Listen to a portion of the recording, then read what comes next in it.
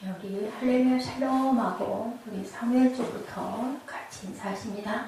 할렐루야 샬롬 샬롬 샬롬 샬롬 샬롬 샬롬. 하나님 사랑합니다. 여러분 주 안에서 사랑합니다. 오늘 말씀 죄의 삭슨 사망이요 하나님의 은사는 그리스도 예수 우리 주 안에 있는 영생이로다. 하나님의 은사는 우리 주 안에 있는 영생이라고, 그리스도 안에 있는 영생이라고. 하나님이 우리에게 주신 모든 사람들의 은사, 내가 주님을 믿사옵니다, 사랑합니다 하면 이렇게 은사를 주신다고 말씀하고 있습니다. 예, 우리가 태어날 때 어떻게 하고 태어나요? 모두 다 우리 아기로 태어날 때 엄마 뱃속에 탁 떨어져서 울 때 어떻게 하고 울어요? 주먹을 꽉 쥐고 울어요. 그죠? 주먹을 쥐고 우는데 돌아갈 때는 모든 사람들이 예, 손을 다 펴고 쫙 펴고 그렇게 하고 죽습니다. 그 세상을 아주 온 나라를, 온 세상을 정복했다고 했던 알렉산더 대왕이 돌아갈 때 아주 그 특별한 어떤 유언을 했다고 그래요. 내가 돌아가고 나면 관 양쪽에다가 구멍을 내달라. 그래서 내 팔이 관 바깥으로 나갈 수 있게 해달라고 했대요. 그래서 구멍을 뚫어서 이 알렉산더 대제는요, 돌아왔을 때 관 밖에 손이 이렇게 나와 있었대요. 근데 그 손에 쥔 게 있었을까요? 없었을까요? 아무것도 없이 빈손, 이렇게 편손이 드러나 보였다고 합니다. 누구도 아무리 온 세상을 다 제패했고 부귀와 영화를 가졌던 솔로몬도 알렉산더 대제뿐만이 아니라 누구도 돌아갈 때 내 주먹을 꽉 쥐고 움켜쥐고 내가 가질 것들을 잔뜩 들고 가는 사람은 아무도 없다라고 얘기하죠.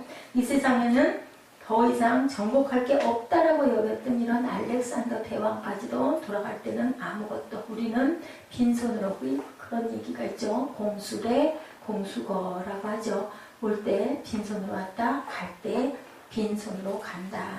성경 전도서 기자는요 3장 11절에 이렇게 말씀합니다. 하나님께서 사람들에게 무엇을 사모하는? 영혼을 사모하는 그러한 마음을 주셨느니라. 여러분들 다 영혼을 사모하십니까? 아멘. 네, 사모하죠. 하나님이 우리 안에 계심으로 우리에게 영혼을 사모하는 마음을 주셨어요. 그래서 믿지 않는 자들도 뭔가 허전할 때는 어떻게 해요? 기도합니다. 뭐 신이시여, 자기가 믿는 신 아니면 뭐 그냥이라도 제발 이 부분이 이렇게 이루어지게 하여 주옵소서 하고 우리가 기도하는 마음들이 되죠. 네, 유한한 인생이 무한한 영혼을 붙잡아 보려는 것은 다 헛되고 헛되다라는 그러한 얘기. 우리가 한평생을 살아가며 끊임없이 무엇인가 열심히 집착하지만 결국은 얼마나 이룰까요? 여러분들 아무리 열심히 애를 쓴다 해도 글쎄 얼마나 이루고 갈까요? 그렇기 때문에 하나님이 바라보시는 각도에서는 많이 이룬 사람이나 조금 이룬 사람이나 별반 차이가 없고, 중요한 거는 너희가 어떤 자세로 살았느냐. 오늘 새벽에 우리 함께 나눈 것처럼 예, 온전하게 최선의 하루를 살았느냐. 그리고 그 삶이, 보람 있는 삶이 누구에게인가 좋은 영향을 끼쳤느냐, 세상에 빛이 되었느냐가 가장 중요하다라는 것을 하나님께서는 그 중심을 보신다라고 말씀하죠. 레오나르도 다빈치의 작품 모나리자 여러분들 잘 아실 거예요. 모나리자는 뭐가 가장 유명해요? 사무엘, 모나리자는 뭐가 제일 유명해요? 미소. 예, 미소가 가장 유명한데 몰라요? 아직 어려서 모나리자의 그 그림 몰라요? 아주 유명하게 들어봤어요. 모나리자의 미소가 아주 유명해요. 굉장히 신비하죠. 그 웃는 것이 활짝 웃은 것도 아닌 것이, 그렇다고 담은 것도 아닌 것이 묘하게 살그마하게 웃고 있는 그런 모습이 참 신비하게, 어떻게 저렇게 표현할 수가 있을까. 저도 루브르 박물관에 가서 그 실물 뭐 크지도 않아요. 조그마한 액자 하나 걸려 있는데 다른 것보다 그 뮤지엄의 그 자리에는 항상 사람들이 수십 명씩 넘쳐서 무엇을 바라보는지 그냥 열심히들 쳐다보고 있어요. 별로 다를 게 없는 것 같아요. 복사판이나 실제 모습이나, 실제 모습이라고 하니까 더 열심히 가서 들여다보죠. 그런데요, 모나리자를 해석하는 사람들 사이에 여러 가지 학설이 존재한다고 합니다. 가장 전통적인 것으로는요, 그녀의 남편이 그때 당대에 가장 유명한 레오나르도 다빈치에게 자신의 초상화를 맡겼기 때문에 그래서 그렇게 행복한 미소를, 배가 좀 부르지 않았어요. 그래서 둘째 아이를 가졌는데 이 유명한 레오나르도 다빈치에게 자기의 초상화를 그리게 해준 거를 너무 기뻐하는 모습이다라는 그런 얘기들이 많이 있답니다. 그런데요, 프랑스의 미술사학자고 평론가인 다니엘 아라스는요, 아주 다른 해석을 내놓고 있대요. 그녀의 얼굴에 짧게 스치는 미소야말로 인생의 덧없음을 표현하는 그러한 미소다라고 얘기를 한다고 합니다. 그리고요, 그 그림, 그 여인 그림의 왼쪽 어깨 너머에는 작은 브릿지 하나가 그려 넣어져 있어요. 다리가 있다는 말은요, 강물이 흐르고 있다는 말이고, 그것은 덧없는 시간을 뜻한다라는 그러한 해석이 되어져 있대요. 근데 또 그 자세히 보면 그 뒤 풍경은요, 평범한 마을 풍경이나 자연이 아닌 사람들이 아주 처음에 태초에 태어났을 때와 같은 원시적인 그러한 태고의 괴기한 풍경을 형성하고 있다고 합니다. 그래서 보니 모나리자의 미소는 태고부터 흘러나오는 영원한 시간 속에서 덧없는 한 찰나를 경험한 미소로 모나리자의 그림의 본질은요, 시간에 대한 명상이다, 이렇게 해석을 하고 있다고 그래요. 아무것도 영원한 것은 없다. 중요한 거 뭐예요? 그 찰나가 보여서 우리 인생이 된다. 그렇기 때문에 굉장히 중요한 건 하루가 중요하고, 그죠? 찰나들이 모여서 뭐가 돼요? 일상이 되죠. 일상이 되는 그것들이 계속 쌓여가다 보면 그 사람의 인생이 된다는 거예요.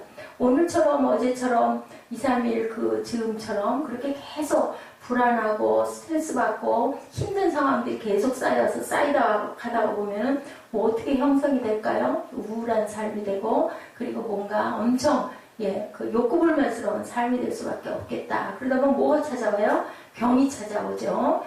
가장 가벼운 감기로부터 시작해서 그것을 또 극복하지 못하면 거기서 기침을 많이 해서 폐렴이 된다든지, 열을 많이 아파가지고 열이 고열이 펄펄 나다 보면 열병이 난다든지, 이렇게 진행이 되다 보면, 그럼 모든 병의 기초는 뭐라고 그래? 감기가 모든 병의 기초라고 그래. 근데 그 감기가 오는 것도 사실은 환경이나 어떤 그 공기나 계절이나 어떤 바이러스에 오는 것도 물론 있지만 마음에서 오는 부분이 참 크겠구나라는 생각을 제가 오늘 합니다. 저는 감기 기운이 있어도 그냥 약 조금 먹으면 금방 하나님이 그 몸을 참 귀하게 주신 것 같아요. 약을 조금 먹으면 금방 들어서 약을 한 봉 이상 잘 안 먹어요. 그리고 그냥 거뜬해서 그 다음 일을 잘하는데, 오늘은 그냥 도저히 일어날 수가 없을 만큼 그렇게 지친 거죠. 시험으로부터 시작을 해가지고 제가 어떻게 할 수가 없는 부분의 것들이 부딪다 보니까 너무 고지식해서 그런 것 같습니다.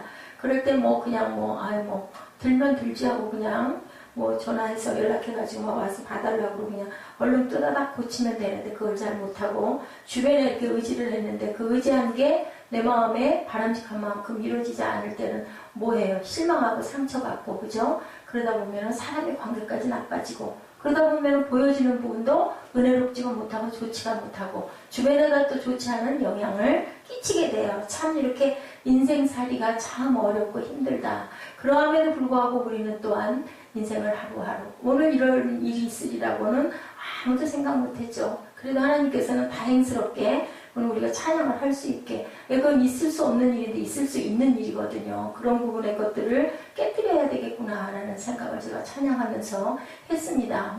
반주기가 고장이 날 수도 있고요, 화면이 고장이 날 수도 있고, 그래도 우리 박수 치면서 찬송가 보면서 찬송하고, 그리고 예배하는 거는 말씀 읽으면 되는 거죠. 그리고 파워포인트 안 될 수도 있는 거고, 그리고 또 마이크가 고장이 나서 소리가 안 나올 수 있으면 그냥 적은 소리라도 함께 더 오물오물 모여 앉아가지고 같이 읽고 은혜를 나누고 기도하면 되는데, 너무 의식적인 부분에 절대로 이거는 꼭 있어야 되고 꼭 돼야 되고 정돈된 것을 너무 그렇게 온 그런 부분들에 문제점이 있구나라는 생각을 제가 했어요. 참 부족하죠. 그런 부분을 보면은 우리가 함께 읽은 성경 말씀에서요, 바울 사도는 두 가지 인생의 대조적인 실존을 소개하고 있습니다. 하나의 인생이 뭐랄까요?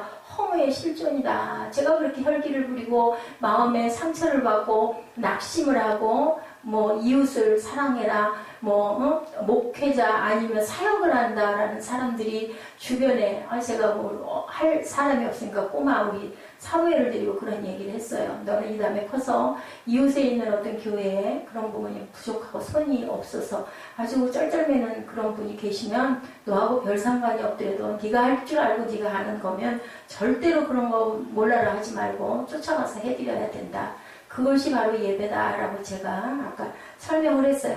네가 생각할 땐 그게 옳을 것 같니? 그렇게 하는 게 너무 바쁘니까 나 상황 안 되게 나 몰라요 하고 그냥 많은 게 나은 것 같니? 그렇더라도 시간을 내서 잠깐 들려서 들어가봐 들여다봐주고 진단을 해주고 못 고칠지언정 그렇게 관심을 가져주는 게 나을 것 같니? 아이도 그거는 분별을 하죠. 당연히 가서 봐드리고 그게 위로죠. 아유 이게 이래서 이러네요. 뭐 저희 제 힘으로는 안 되는 거니까 이렇게 하셨으면 좋겠어요 라든지 아니면 오늘은 이렇게 해서 가시고 제가 언제 좀 틈을 내서 이렇게 해서 함께 이렇게 좀 하시죠. 이렇게 관심과 사랑 우리 입으로는 늘 사랑이 중요하고 주님의 마음을 본받는 자들이 돼야 된다고 입으로는 열심히 찬양하는데 실제로 그렇게 하냐는 말이죠. 내가 급하고 내가 죽겠으면 옆 사람이 뭐 좁아가지고 밀쳐. 아까 우리 엘리베이터에서도 봤죠. 그러든지 말든지 아유 죄송합니다. 참 속으로는 그런 건 잘 돼 있어요. 살짝 오기만 닿을 것 같아도 먼저 자기가 몸을 살리면서 excuse me 하거든요. 아주 저는 참 그걸 보고 야 뭐 우리나라 동양 동방예의지국이고 굉장히 예의가 바르다고 그러고 하는데 오히려 어때요?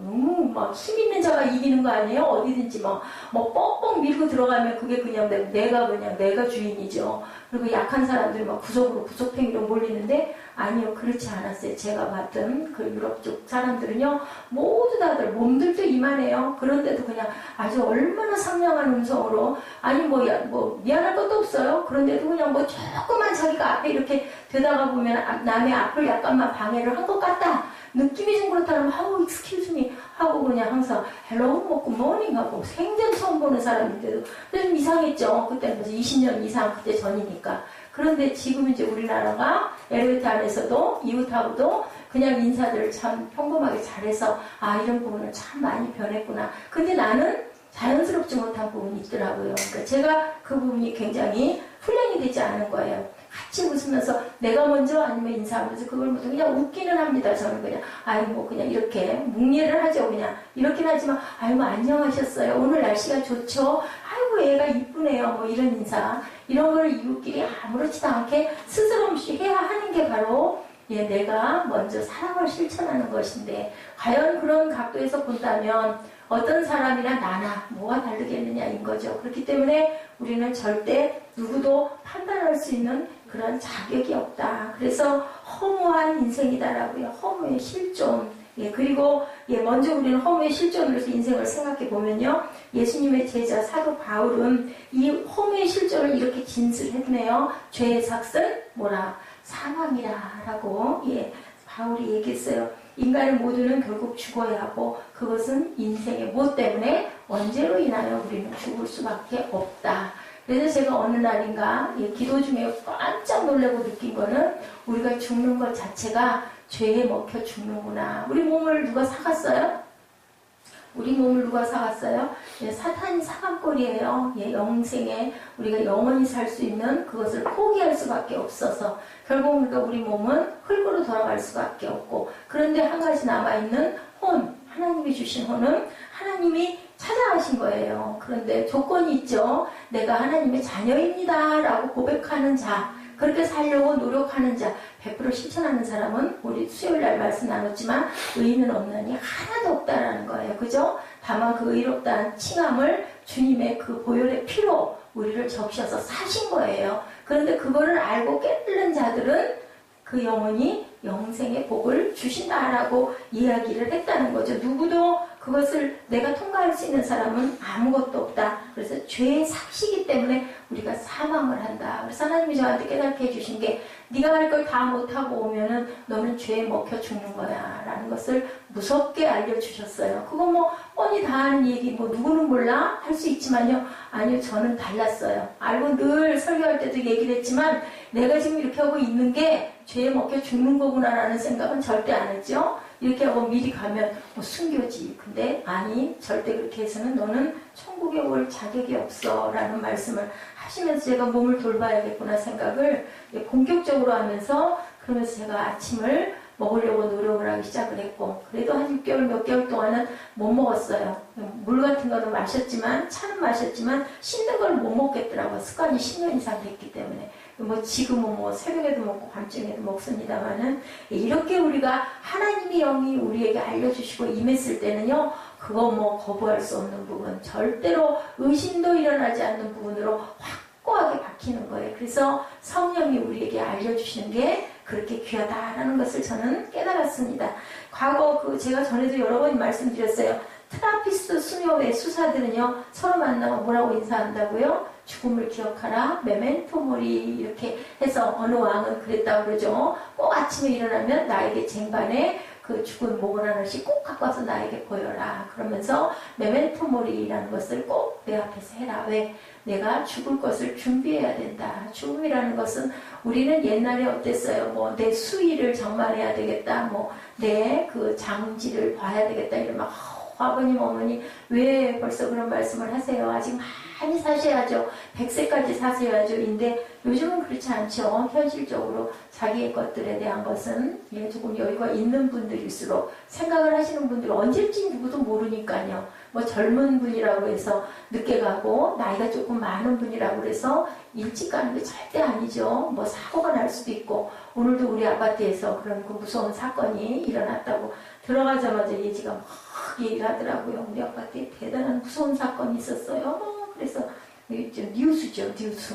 굿뉴스가 아니라 배드 뉴스인데, 정말 30밖에 안 된 사람이 고급 승용차 안에서 죽어있는 그런 모습을 발견해서 뭐 백차가 오고 난리가, 뭐 알았겠습니까? 그분은 어떤 가족 상황을 갖고 있는지, 개인적으로 어떠한 사람인지는 모르지만 좋은 승용차에 타고 있었던 젊은 30밖에 안 된 사람이라면, 그죠? 공부도 꽤 많이 했을 것이고, 그런데도 불구하고, 저보다, 제 나이보다 훨씬 더 어린데, 그런 사람 먼저 가는 거죠. 그래서 알 수가 없는 거예요. 이렇게, 우리가 그 로마의 황제도요, 자기 신하들이 스스로 아련할 때마다 그렇게 입으로 꼭 얘기하라고 그랬대요. 죽음을 생각하시오. 한때는 그렇게 써도 그 말이 메멘토 모리라는 말이, 우리 안녕하세요, 뭐 아침 드셨어요? 하는 그 인사처럼, 뭐 샬롬 하는 인사처럼이나 아주 엄청나게, 맞아요. 그것도 굉장히 필요한 거예요. 그래서 코미디언 자니 칼슨이 이렇게 얘기를 했네요. 이 세상에도 확실한 거 2가지밖에 없다. 우리가 죽는 것, 그죠? 정확하죠? 100% 예언이죠? 그리고 우리가 살아가는 그 나라에서 내가 해야 될 의무를 다하는 거, 세금을 내야 하는 거, 그죠? 내가 지켜야 할 법을 열심히 지키는 2가지밖에 우리는 없다. 또한 죽음은 확률이 몇 프로? 100%다라고 얘기를 했대요. 살아서 그냥 끝까지 사는 사람은 아무도 없으니까. 근데 제가 말씀드린 것처럼 몸이 죽었다 해서, 세상이 죽었다 해서 죽은 것도 아니고, 살아있다고 해서 다 산 자들도 아니다. 우리가 영적으로 보면 그렇죠. 높은 사람도 낮은 사람도 모두 다 죽죠. 배운 사람도 안 배운 사람도. 아까 그래서 저희 그 묵상에서 그랬죠. 높은 자나 낮은 자나 하나님께서 110편 115편 말씀인데요. 제 눈에 꽂힌 말씀입니다. 그래서 그렇게 다 하나님께서 복을 주신다. 하나님의 말씀대로 우리가 살아갈 때 그렇게 말씀하세요. 창세기에 보면요, 첫사람 아담에게 어떻게 했어요? 죄를 범하면 정령 죽으리라 했는데 죽었던가요? 아담과 하와가 안 죽었어요. 에이 거짓말 하나님. 근데 죽었어요, 안 죽었어요?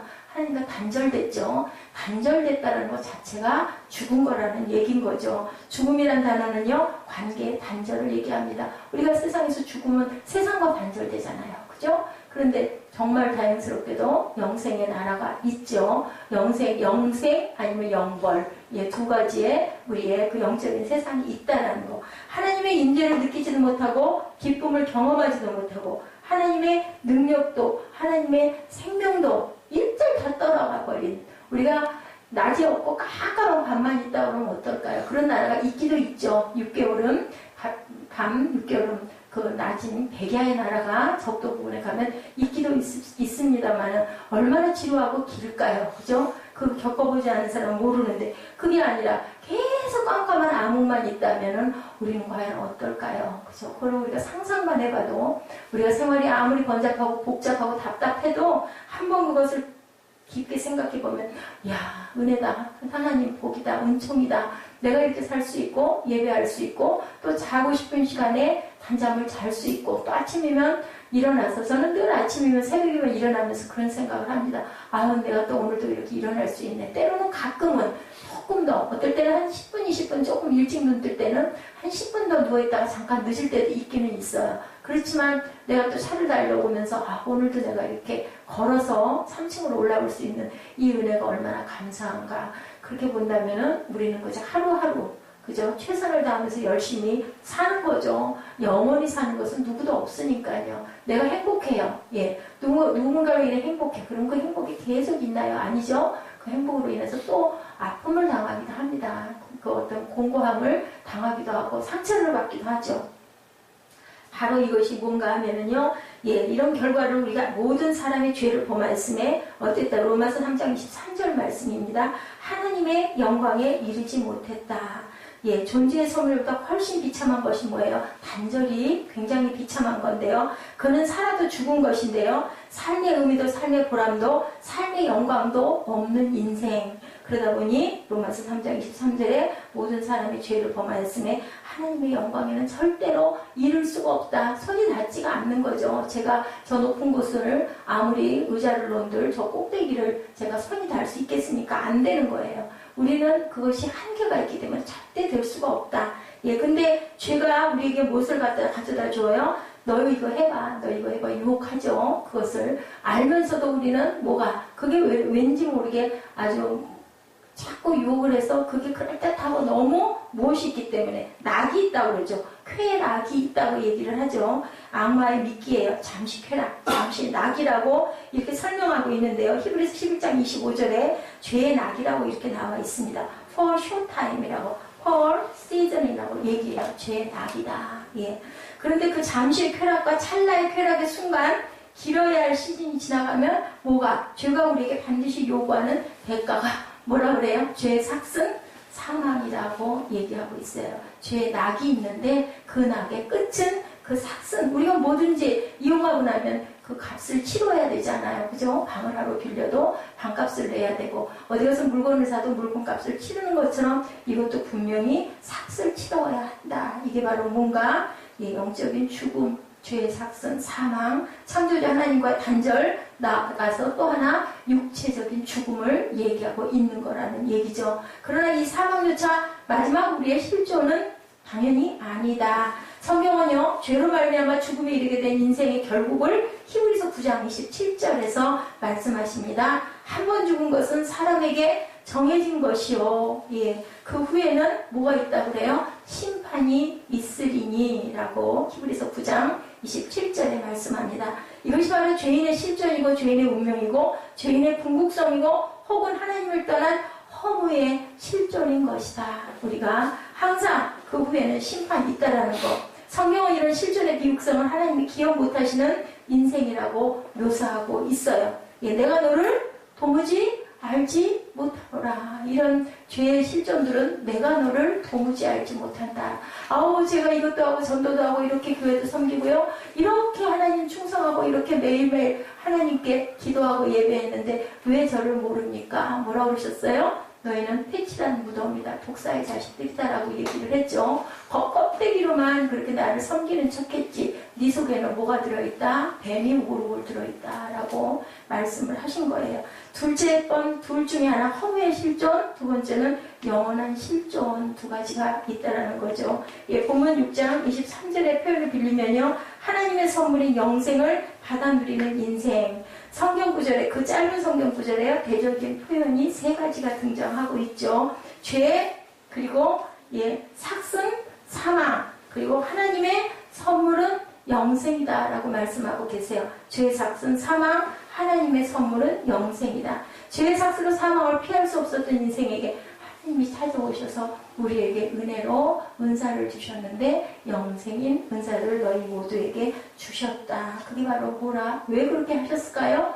하나님은 사랑이시라. 요한 1서에 말씀하고 계시죠. 다른 표현으로 은혜, 그레이스라고 우리가 솔라 피데하고 나눴었죠. 이렇게 은혜로, 그레이스로 받을 자격이 있는 사람, 없는 사람, 받을 자격이 없는 사람에게 주신 하나님의 은사. 사랑은 여기 있으니 우리가 하나님의 사랑한 것이 아니요 하나님이 우리를 사랑하사 우리 죄를 속하기 위하여 화목제물로 그 아들을 보내셨습니다. 하나님께서 우리를 사랑하셔서 내가 난 자식들인데 저 자식들 저렇게 하다가 모두 다 불못에 떨어져 사망하겠다 싶어서 독생자 아들을 주셔서 우리에게 화목제물로 주셔서 은혜로 은사로 영생의 선물을 주셨다라고 말씀하고 있죠. 하나님은 사랑이시라고 요한일서 4장 8절에 제가 엄청나게 놀란 구절이에요. 하나님은 사랑이시라. 너무 놀랐어요. 사랑이시다는 소리를 늘 했으면서도 그날따라요. 하나님은 사랑이시다. 하나님 자체가 사랑이시네. 그걸 그렇게 아주 무섭게 깨달은 그런 구절이기도 합니다. 예, 하나님은 사랑이시잖아요. 근데 그게 다르더라고요. 그날은 하나님은 사랑이시구나. 우리가 보면은 갈라디아서에서도 그 은사에 많은 것이 있죠. 사랑은 어떻게 한다고요? 오래 참고 얘기 쭉 나오죠. 고린도 전서에서도 말씀하시고. 근데 사랑은 그렇다라는 거예요. 그리고 모든 것들의 가장 으뜸은 뭐라고요? 사랑이다. 그분이 누구시라고요? 아버지, 하나님 아버지가 사랑이시기 때문에 우리가 그것을 이루고 가야 된다라고 얘기하죠. 사도 요한은 이렇게 증거합니다. 요한복음 17장 3절입니다. 영생은요 곧 유일하신 참 하나님과 그가 보내신 자 예수 그리스도를 아는 것입니다. 예수 그리스도를 하나님과 예수 그리스도를 아는 것입니다. 영생이 바로 이거라고 그러네. 안다라는 거 제가 전에도 설명드렸죠. 남녀가 그냥 아는 게 아니라 그 사람을 이름을 알고 뭐 하는 사람인지 어떤 유명한 사람인지 얼마나 예쁜 사람인지 멋진 사람인지 이걸 아는 게 아니라 남녀가 깊이 하나가 돼서 아는 것이 바로 안다, 야다라고 표현한다고 그러죠. 그래서 주님이 뭐라고 그러세요? 네가 내 안에, 그죠? 우리가 하나가 됐을 때 어떻게 결합하죠. 그렇게 해서 거기서 귀한 열매가 맺히죠. 하나님의 방법이죠. 그런데 하나님께서는 우리에게 말씀하세요. 네가 내 안에, 내 말이 네 안에 있으면 네가 원하는 모든 것들을 다 이룰 수 있느니라. 그러니까 알아야 된다는 거죠. 안다라는 건 하나가 되는 거. 하나님 안에 내 안에 하나님이 계신 거, 주님이 계신 거, 그리고 내 말이 너희 안에 있는 거. 성경 말씀 자체가 우리의 모든 언어가 돼서 우리를 잘라도 우리 안에서 나오는 건 말씀밖에 없는 상태가 되기 위해서 우리가 인생을 열심히 달려가고 주님의 말씀을 묵상하는 줄로 믿습니다. 영생은 유일하신 참 하나님과 그가 보내신 자 예수 그리스도를 깊이 체험하고 사는 삶이다. 요한복음 17장 3절 말씀이 바로 그 말씀이에요. 예수 믿고 영생의 선물을 받는 순간 우리는 하나님과 그의 아들 예수 그리스도의 임재와 그의 사랑과 기쁨과 평화와 인내와 자비와 온유와 화평과 그죠? 그 모든 것을 이룰 수 있다. 그 능력을 우리가 체험하고 산다. 사랑은 희락과 화평과 인내와 자비와 온유와 충성과 이렇게 말씀하고 그 열매를 우리가 맺고 살아간다. 마지막까지 완전하게 맺는 사람은 없지만 그렇게 해서 우리가 어디로 달려가요? 성화를 이루며 영화의 지경에 이루는 것이 바로 우리 죽음 그 순간 우리는 영화로운 몸이 된다. 영생의 열매를 맺혀감으로 인하여 나중에는 영화를 이룬다. 미국의 라이언 화이트라는요 에이즈 걸린 소년 이야기 제가 한번 전에 말씀드렸던 것 같아요. 부모님이 너무 안타까워하죠. 내가 너를 공연히 13살 때 우연히 병원에 한번 가서 주사 한 대 맞은 게 그걸로 인하여 에이즈가 걸려가지고 결국은 5년 동안 투병생활 하다가 마지막에 돌아갈 때 부모가 아버지가 너무 안타까워하는 거예요.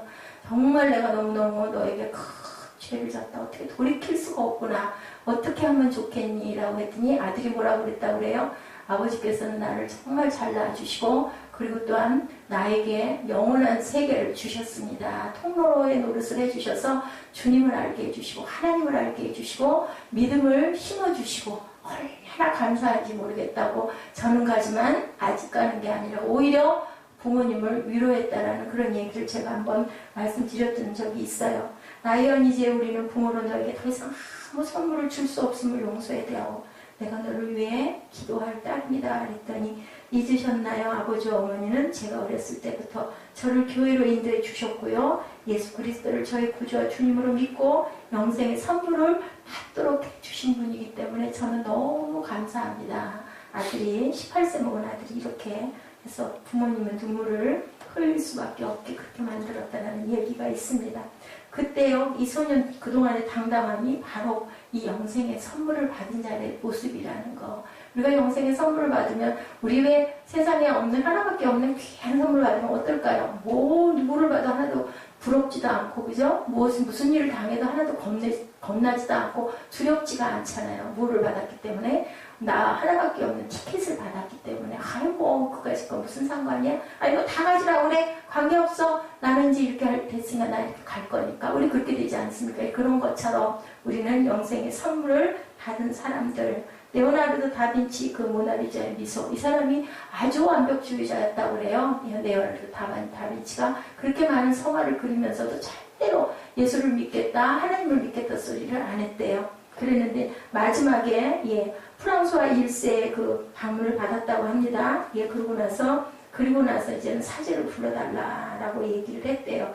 아주 자기의 그 예수를 엄청 이해하고 존경하고 후원하던 프랑스와 1세 왕이 방문을 한 거죠. 그걸 보고 이제는 사제를 불러달라. 왜 그러십니까? 그랬더니 이제는 내가 세례를 받고자 한다. 결국은 하나님을 마지막으로 인정하는 그런 레오나르도의 그 얼굴을 본 그 제자가, 옆에서 지켜본 제자가 그 미소를 바라보고 그렇게 얘기를 했다고 합니다. 그 미소는요, 모나리자도 흉내낼 수 없는, 그 미소로도 무엇으로 견줄 수가 없는, 비교할 수 없는 정말 아름다운 미소였다.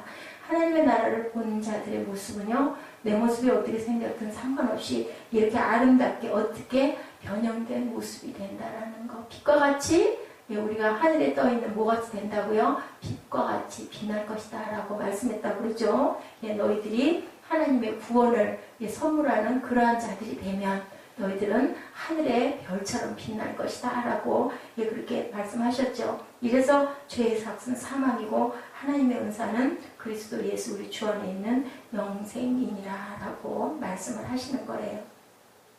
요한복음 6장 35절에 뭐라고 그러셨어요? 예수께서 이르시되 나는 생명의 떡이니 내게 오는 자는 결코 줄이지 아니할 터이요 나를 믿는 자는 영원히 목마르지 아니하리라. 우리가 아무리 목이 말라도 바다가 있고 강이 있어도 그 물 마셔도 먹는 것이 한계가 있죠. 그러고 나면 또 시간이 지나면 또 물이 먹고 싶은데 영원한 생명수를 마시고 나면 절대로 목마르지 않다.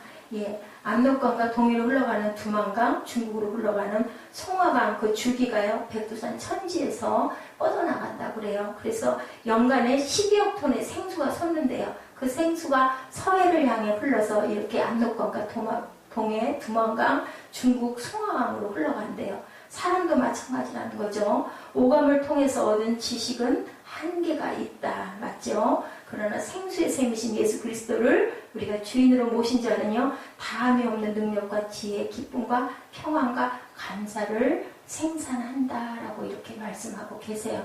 영생의 생수가 어디서 흘러넘쳐요? 우리 안에서. 누구로 인하여? 우리가 모신 그리스도로 인하여. 내가 주는 물은 그 속에서 영생하도록 솟아나는 샘물이 되리라.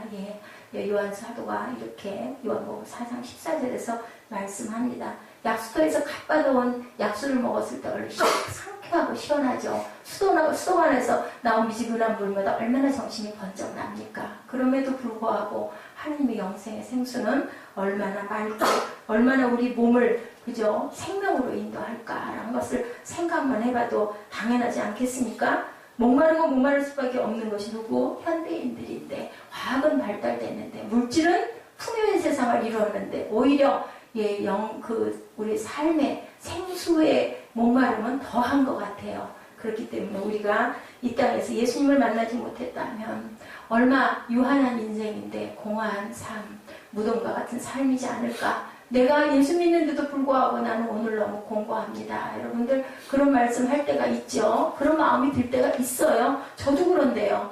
하나님 왜 이렇게 끝이 없이 이런 부분에 연단이 계속 있을까요? 할 때가 있지만 만약에 거꾸로 잘 먹고 잘 살고 아까 승용차에서 발견된 30세 청년처럼 엄청 부를 누리지 않았겠습니까? 알 수는 없겠지만 그렇다 할지라도 저는 아까 딱 그 생각이 들던데요.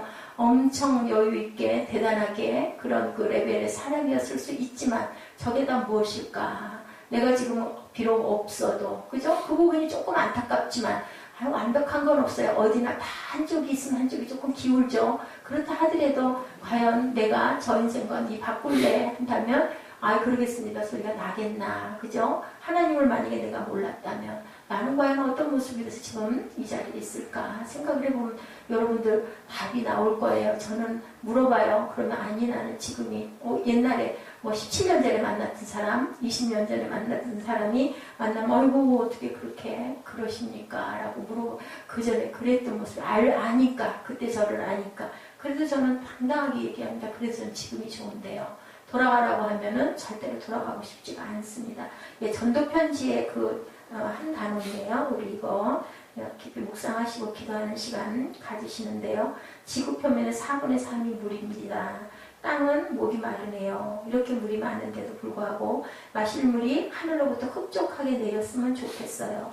바닷물 한가운데 떠 있어도 그 물로는 갈증을 해결하지 못하듯 많은 사람 속에서도 오히려 깊은 외로움을 느끼는 경우가 많이 있지요. 날 알아주는 친구가 있다면 행복한 일이겠지요. 내게도 날 잘 알아주는 이가 있습니다. 겉모습뿐 아니라 다른 사람들은 잘 모르는 나의 내면을 알고 있지요. 무엇이 기쁜지, 무엇 때문에 슬픈지, 무엇이 날 두렵게 하는지를 알고 내 체질 깊은 곳까지 알고 있어요. 재밌는 건 나도 모르는 내 모습을 그는 다 알고 있어서요. 깊은 우물에서 물을 깃듯이 내 영 깊은 곳으로부터 나를 길어내시지요. 그가 나를 이렇게 잘하는 것은 나를 만드셨기 때문입니다. 나도 그를 알아가는 중이죠. 나와 늘 함께 있었을 친구가 있다면 행복한 일이겠죠. 내가 가진 것이 없어도 실수를 해도 혹은 내 모습이 변했을지라도 날 여전히 나라는 이유만으로 함께 있는 걸 즐거워해주는 친구가 내겐 있어요. 그가 나를 세상 끝까지 찾아와 함께 해주는 건 잃었던 나를 오랜 기다림 끝에 다시 찾은 것이기에 다시는 잃고 싶지 않아서일 것입니다. 날 위해 모든 걸 줄 수 있는 친구가 과연 있을까요? 내겐 그런 친구가 있어 행복해요. 내 필요를 알아 채워주고 내가 부를 때는 언제든지 달려와주고 때론 목소리조차 내 힘이 없었을 때도 나보다 더한 슬픔으로 울어주던 그런 친구입니다. 그가 나를 그렇게 사랑하는 건 자기 생명을 바꾸어 나를 살기에 무엇이든 내게 좋은 건 이미 다 줄 준비가 되어 있기 때문이죠. 그 친구의 이름은 예수님이십니다. 사람에게서 만족을 얻으려면 갈증이 깊어져요. 예수님과 동행하며 사람을 만나고 사람과의 관계를 맺고 사람을 사랑할 수 있다면 진정 행복한 일이죠. 예수님이 주시는 만족함이 있기에 넉넉하거든요. 예수 믿으세요. 그가 주시는 생명수를 시원하게 마시면 살아납니다. 참 아름다운 글인데 안 믿는 사람들에게 이 글을 써가지고 주면 이걸 끝까지 읽을 사람이 몇 명이나 있을까라는 생각을 저는 하면서 너무 아름다워서 여러분들은 귀에 쏙쏙 들어가실 것 같아서 제가 그대로 제가 발췌를 했습니다. 요한복음 7장 37절 38절에 명절 끝날 곧 큰 날에 예수께서 서서 외쳐 가라사대 누구든지 목마르거든 내게로 와서 마시라. 나를 믿는 자는 성경에 이룬 것 같이 그 배에서 생수의 강이 흘러나오리라 하시니. 네, 우리가 하나님을 믿으면 생수의 강을 주신다고 그래요. 여러분들 생수의 강을 맛보아 아십니까? 아멘. 맛보아 더 많이 맛보아 아시는 절대로 세상에 어떤 것을 준다 해도 나는 절대로 바꾸지 않을 거야 라고 고백하시는 그런 정말 말이 아니라 정말 그러한 심정이 되시기를 주님의 이름으로 축복합니다. 기도하시겠습니다. 예수님을 믿는 사람은 성경에 이룬 것 같이 생수의 강이 흘러 넘친다고 약속하셨습니다. 그분이 성령님이신 것을 고백합니다. 우리 성도들의 삶에 반석에 터지는 생수, 예수 그리스도의 생수가 충만하게 하여 주옵소서. 목마른 자에게 주님의 생수를 마시게 하시고 우리의 생수가 되신 예수님을 늘 모시고 살아가는 저희 모두가 되도록 주님 저희들을 지키시고 보호하시고 은총나려 주옵소서. 아버지, 이 밤도 저희들 기도할 때 하나님의 손을 붙들고 하나님의 옷자락을 만지는 역사가 있게 하여 주옵소서. 지금은 우리 주 예수 그리스도의 은혜와 아버지 하나님의 크신 사랑하심과 성령님의 충만케 하심이 이 자리에 영생의 생수를 마시기를 소원하고 이미 영생의 생수에 목을 축이고 있는 하나님의 사랑하는 아들, 딸, 죄종 머리머리 위에 세계 만방에 하나님이 기뻐하시는 하나님의 나라들 위에 지금부터 영원토록 함께 계실지어다. 아멘.